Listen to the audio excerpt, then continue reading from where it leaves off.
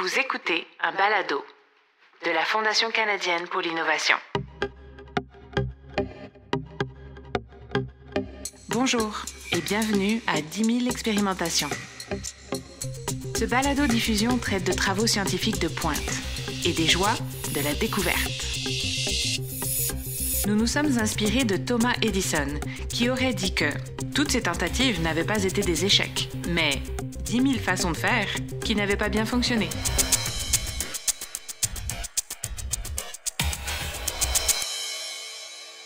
L'Université de Moncton est un établissement d'enseignement exclusivement de langue française, réparti sur 3 campus à Edmundston, Moncton et Shippagan, au Nouveau-Brunswick. Nous avons eu la chance de faire un brin de jazette avec la chercheuse Céline Surette, qui y enseigne. Je suis Céline Surette, je suis professeure au département de chimie et de biochimie à l'Université de Moncton. Le laboratoire dans lequel je travaille, c'est un laboratoire de chimie analytique et environnementale, où est-ce que nous spécialisons dans les analyses d'éléments traces, donc des métaux, des radionucléides, tout ça qui peut être analysé à l'état élémentaire.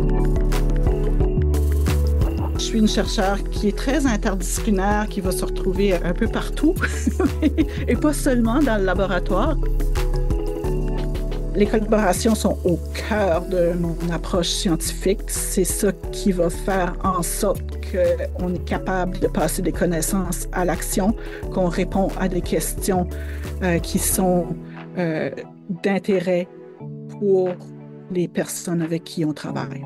C'est surtout des questions qui vont toucher des enjeux de santé et d'environnement. Donc, ça veut dire travailler avec les communautés au niveau de comprendre leurs besoins, faire des entrevues pour comprendre les enjeux de santé, mais aussi les enjeux sociaux, culturels, économiques qui vont affecter ces communautés-là. Il va aussi avoir un volet où est-ce qu'on va coordonner nos efforts pour pouvoir aller sur le terrain, où est-ce qu'on va prendre des échantillons environnementaux comme des poissons, par exemple, ou des sédiments ou de l'eau. En 2012, Céline Surette avait reçu du financement de la FCI pour équiper son laboratoire, afin d'évaluer des biomarqueurs d'exposition aux métaux et sélectionner des bioindicateurs de la qualité des écosystèmes aquatiques, dans le but d'améliorer leur santé et celle des êtres humains. C'est une fois que les échantillons sont prélevés que cet équipement prend tout son sens. Il y a la partie laboratoire où est-ce qu'on ramène les échantillons et qu'on les traite. Donc, on a 2 laboratoires. On a un laboratoire où est-ce qu'on fait la préparation des échantillons qui nous arrivent du terrain. Et ensuite, on va passer à notre laboratoire d'analyse, là où sont les équipements que la FCI nous a permis d'acquérir. Donc, on a un ICP-MS. Un ICP-MS, c'est un instrument à plasma à couplage induit qui est couplé à la spectrométrie de masse. Donc, ce que ça va faire, c'est que ça va permettre de prendre nos échantillons soit sous la forme gazeuse ou sous la forme liquide et des atomiser complètement, donc des rendre à l'état élémentaire. Et ensuite, une fois que ça se passe dans le plasma, qui est très, très chaud, ces éléments-là vont être amenés dans le spectre de masse où est-ce qu'ils vont être séparés selon un ratio ion-masse pour pouvoir analyser les éléments. Et ça nous permet aussi de faire des analyses isotopiques. Les isotopes sont des atomes qui possèdent le même nombre de protons, mais un nombre de neutrons différent. C'est pourquoi les isotopes d'un même élément, hydrogène, oxygène, fluor, hélium par exemple, vont avoir des propriétés chimiques identiques, mais des propriétés physiques différentes, stables ou radioactives notamment. On effectue donc des analyses isotopiques pour comparer les abondances isotopiques des éléments et leurs variations, naturelles ou anthropiques. Cela permet d'en comprendre les origines et donc, concrètement, ces analyses sont menées dans le cadre de la détection de fraudes alimentaires, de contrôle antidopage, pour mesurer l'âge de vestiges archéologiques ou encore déterminer la provenance du pétrole lorsqu'il y a un déversement suspect. Mais aussi, comme Céline Surette le fait, dans le cadre d'études écologiques ou hydrologiques. Donc, ça nous a permis vraiment de consolider un peu nos analyses et de vraiment aller chercher l'infrastructure qu'on avait besoin pour développer ce volet-là. Et je parle beaucoup nous parce que je suis pas seule. C'est sûr que j'ai mon équipe à moi de recherche avec mes étudiants et mes professionnels de recherche, mais je travaille aussi avec des collègues au département, dont Olivier Clarisse qui utilise l'instrument comme moi. Donc, on est vraiment deux chercheurs qui utilisent cet instrument-là de façon très régulière dans nos recherches et quand d'autres collègues veulent des analyses, on est capable de répondre à leurs besoins. Ça nous permet vraiment d'avoir une belle infrastructure ici en région à Moncton. Parmi tous les projets intéressants qu'elle a menés, Céline Surette a analysé l'incidence de la présence du manganèse dans l'eau potable sur le développement intellectuel des enfants. Ça, c'était un projet que j'ai mené avec ma collègue Maryse Bouchard, qui est à l'Université de Montréal, qui est maintenant à l'INRS, Institut Armand Frappier, avec une chaire de recherche, qui est épidémiologue. Donc, elle avait vraiment tout l'aspect épidémiologie du projet et nous, ici, on faisait tout l'aspect de collecte de données, d'analyse d'échantillons, développement de biomarqueurs pour le manganèse chez les enfants. Qu'est-ce qu'on a trouvé? On sait que le manganèse est un élément qui va se retrouver en concentration variable dans les eaux souterraines. C'est vraiment un problème d'eau de puits, d'eau souterraine. Et au Nouveau-Brunswick, 60% de la population utilise de l'eau souterraine, qui est plus grand que le pourcentage canadien, qui est de 30% à peu près. Et on sait qu'il y a certaines régions au Nouveau-Brunswick où est-ce que la roche mère est très riche en manganèse, donc il est possible d'avoir des concentrations élevées en manganèse. Donc, on voulait comprendre un peu toute cette dynamique-là. Ça nous a permis de vraiment valider les biomarqueurs d'exposition. Donc, on était vraiment capable de voir les différences dans les marqueurs qui étaient les cheveux, qui c'est celui qui marche le mieux, mais on a aussi vérifié la salive et les ongles, qui sont deux autres biomarqueurs qui peuvent nous aider à comprendre l'exposition au manganèse. On peut quand même voir aussi que le manganèse, même à concentration relativement faible, va avoir des impacts sur des indicateurs comme le QI. On mesurait des effets de mémoire, par exemple.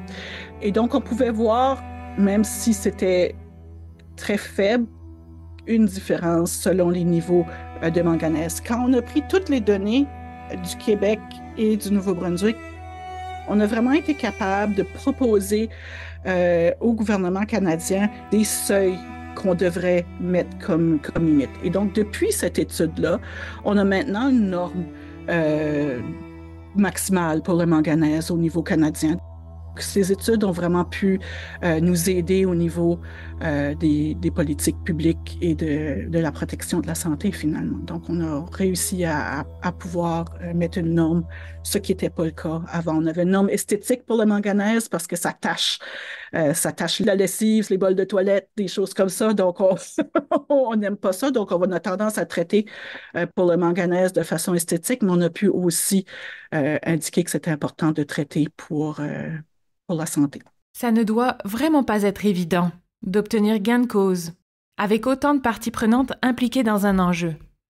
A fortiori, s'il est environnemental. Pas tous les milieux où est-ce qu'il y a des enjeux environnementaux qui veulent nécessairement qu'on étudie les problématiques et puis qu'on trouve des solutions.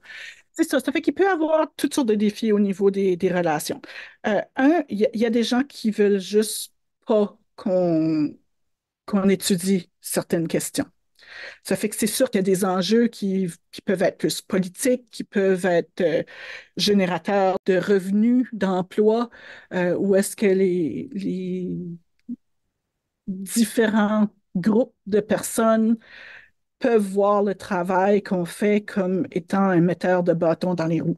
On est contre le développement, finalement. Je pense pas qu'on est contre le développement, mais on veut s'assurer que ce développement-là se fasse de façon équitable et viable pour nos écosystèmes. Donc, c'est sûr que il y a des moments où est-ce que le type de travail que je fais va rencontrer des murs. C'est trop controversé comme sujet. Les gens ont peur qu'on va trouver des choses qui vont limiter un développement particulier.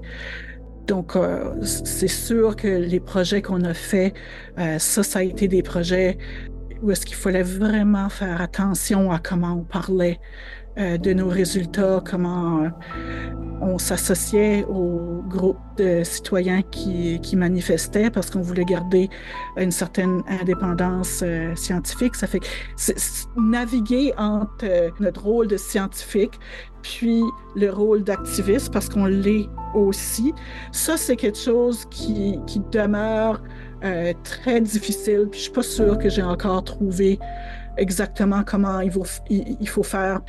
Il faut continuer à essayer de trouver les façons de naviguer cette complexité. Céline Surette tire finalement très bien son épingle du jeu en suivant une démarche toute scientifique. Mais d'ailleurs, qu'est-ce qui fait naître en elle cette passion pour les sciences et la chimie? J'ai toujours été intéressée par les sciences. Je veux dire, aussi loin que je peux me rappeler, ça a vraiment toujours été quelque chose qui me fascinait. Donc, pour moi, quand j'étais à l'école, je savais que j'allais aller en sciences. Mais quelle science? Bon, ça, c'est toujours un peu plus difficile. À un moment donné, quand j'étais en 11e ou 12e année, il y a une professeure qui enseignait à l'Université de Moncton qui est venue faire une présentation en salle de classe sur la chimie. Je pourrais même pas dire quel élément de sa présentation m'a piqué, mais à ce moment-là, je savais que je voulais aller en chimie. Je me suis inscrite en chimie, puis au début, les questions de chimie nucléaire, la chimie là-dedans et toute la désintégration nucléaire, tout ça, c'est vraiment très fascinant, très intéressant. Mais c'est quand j'ai fait un cours de chimie environnementale, deuxième ou troisième année de bac, que ça a vraiment fait le déclic. Donc, à partir de là, j'ai eu l'occasion de travailler en laboratoire dans des équipes de recherche ici à l'Université de Moncton. Donc, j'ai vraiment eu l'occasion de découvrir un peu qu'est-ce que ça voulait dire de travailler dans un laboratoire. Et je pense que c'était quand j'étais en quatrième année de bac, quand j'ai fait mon projet d'initiation à la recherche. J'ai vraiment fait un projet en chimie environnementale où est-ce qu'on s'intéressait aux concentrations de métaux dans les poissons dans une communauté autochtone ici au Nouveau-Brunswick, donc à Indian Island, communauté Mi'kmaq. La première fois que j'ai été sur le terrain, moi, je suis pas une pêcheuse. J'avais jamais touché des poissons vivants. J'étais avec un biologiste de pêche océan qui nous accompagnait. Et vraiment, toute cette initiation-là, ça a été vraiment un moment qui m'a fait sortir de ma zone de confort, qui m'a fait comprendre un peu plus ce qui se passait au niveau de nos écosystèmes. Donc, on dirait que c'est vraiment toute la combinaison de ces éléments-là, des personnes aussi qui étaient passionnées, hein, qui m'ont accompagné à travers mes études, qui ont contribué à continuer à me donner la piqûre. Est-ce que l'avenir était aussi clair que de l'eau de roche, dont elle allait plus tard effectuer l'analyse? Je pense pas qu'on sait quand... En Acadie, on est encore une population qui est jeune par rapport à l'éducation universitaire. Moi, je suis choyée parce que je viens d'une famille qui croyait beaucoup dans l'éducation. Mes parents ont tous les deux une éducation universitaire, ce qui n'est pas le cas de beaucoup de personnes de ma génération en Acadie. Euh, mais c'était beaucoup des professions libérales. Donc, être médecin, devenir avocat, enseignant. Donc, toutes des formations où est-ce que tu sais qu'est-ce que tu vas avoir comme profession à la fin de ta formation. Tu fais un bac en chimie, tu deviens chimiste, oui, mais c'est beaucoup plus large que ça. Ça fait que ça ouvre tellement de portes que c'est difficile, je pense, pour les jeunes de vraiment savoir qu'est-ce que tu vas devenir. Puis la question de devenir chercheur, ça faisait pas partie du milieu dans lequel j'ai grandi. C'était pas, on parlait pas du métier de chercheur, hein, on parlait d'autres types de métiers. Ça fait que je pense que c'est à travers toutes ces expériences-là dans mon bac que j'ai pu découvrir que ça existait de juste passer ta vie à poser des questions puis à trouver des façons d'y répondre. Et ça, ben, c'est génial de pouvoir de pouvoir faire ça parce que ça répond certainement à, à mon besoin de curiosité puis de trouver des. J'ai toujours été très curieuse, donc être chercheuse, c'est quelque chose qui me va bien. Ceci dit, pas question de mettre Céline Surette dans une seule case. Ni celle de chimiste, ni celle de chercheuse, ni aucune autre. J'ai eu l'occasion d'avoir un directeur d'initiation à la recherche qui a tout de suite vu que c'était pas juste la chimie qui m'intéressait, que j'ai cette perspective interdisciplinaire plus ouverte. Et donc, il m'a ouvert les yeux vers les programmes d'études environnementales. Et donc, d'un bac en chimie, je suis passée à une maîtrise en études de l'environnement. Au niveau du doctorat, j'ai pu commencer à intégrer les approches écosystémiques de la santé avec Marc Lucotte. Et il y avait aussi Donna Mugler. Marc Lucotte provient des sciences naturelles, de la biogéochimie, et qui avait vraiment cette sensibilité-là de faire ces liens-là vers la santé. Et Donna Mugler, elle, était épidémiologue qui a vraiment travaillé très fort à développer les approches écosystémiques de la santé, donc une pionnière de ces approches-là dans les années 90-2000. En quoi cette étape est-elle révélatrice? Céline Surette en tire-t-elle encore les leçons aujourd'hui? Moi, j'avais l'occasion d'être plongée dans ce milieu-là avec des personnes qui avaient ces idées-là, qui amenaient la science ailleurs, qui amenaient vraiment la question d'interdisciplinarité ailleurs aussi. J'ai été formée de façon interdisciplinaire. Ça fait que pour moi, c'est quelque chose qui est un petit peu, c'est presque deuxième nature. Je considère, en fait, souvent, si on me demande c'est quoi mon expertise, c'est une question que j'ai de la difficulté à répondre parce que je touche un peu à tout, je ne vais pas avoir la profondeur que d'autres de mes collègues en chimie vont avoir, par exemple avec les analyses de métaux. Je suis capable d'en faire, je suis capable de les analyser, mais je n'ai pas la même profondeur dans ma compréhension de tout ça. Par contre, parce que j'ai été formée de façon interdisciplinaire, euh, je considère que mon expertise est celle d'être capable de faire des liens et donc de pouvoir aider les autres à faire les liens. Ce décloisonnement disciplinaire. Il semble donc tout naturel qu'elle l'enseigne à ses étudiantes et à ses étudiants, non? Je prends la personne là où elle est. C'est ça qui est le plus important dans l'encadrement qu'on donne à notre équipe, c'est d'être capable de voir où la personne est, puis essayer de l'amener juste un petit peu plus loin. Mais je crois à l'interdisciplinarité. Ça fait que c'est sûr que quand une personne arrive dans mon bureau puis veut travailler avec moi, je leur ouvre les yeux à ce qui est plus large que juste une analyse en laboratoire.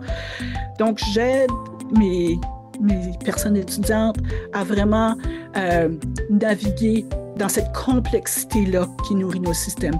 Si on travaille en environnement, on fait face à des problématiques qui sont complexes, qui sont pas faciles à résoudre. Il n'y a pas une solution, il y en a plusieurs, c'est pas toutes les solutions qui sont bonnes.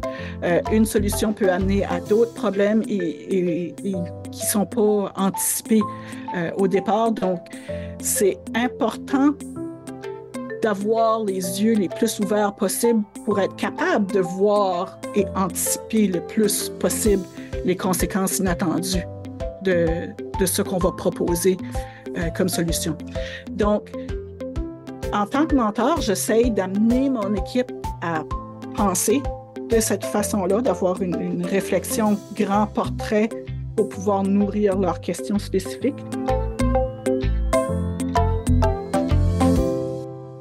Et la meilleure technique pour garder les yeux ouverts, quelle est-elle? Les interactions qu'on a avec les milieux dans lesquels on travaille, donc les communautés, les gouvernements, tout ça va être important parce que c'est là où est-ce qu'on peut saisir le concret des enjeux qu'on a besoin de résoudre.